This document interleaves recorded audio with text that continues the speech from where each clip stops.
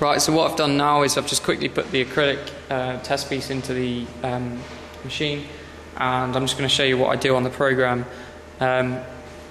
It's quite handily just here on the top, so all I'm going to do is just open it, give it a sample file names, next, and it comes up with the program that I've created. And this is just a step-by-step basis on what I needed for this little experiment. Okay, so what I've got here is enter the values for each specimen. So the thickness for all of them is going to be 3mm, the width is going to be 10, and I'm just going to put a little sample number on there so I know which is which. Okay, this one. This is the rate at which the two jaws of the tensile testing machine move apart per minute. Okay, and it's in millimetres.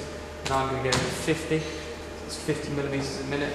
And what it's saying here is 0 the gauge length and the load cell. Okay, the gauge length is this here. Okay, so I'm just going to 0 that there.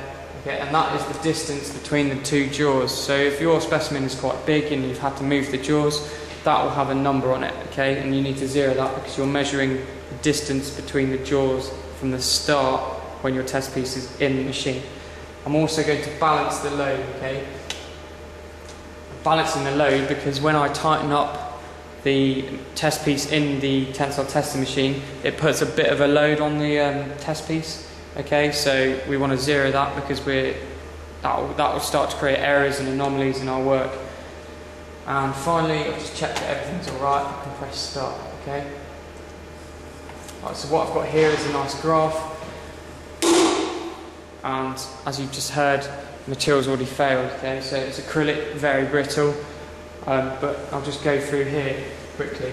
What we've got along the bottom of this graph is the extension in millimetres. Okay, this has just gone over 3.2, and up here is we've got the load in newtons that the machine's been applying. Okay, what's this is saying up here is just for me to remove the specimen and then click OK, and it will move the jaws back to the original length in time for my next piece.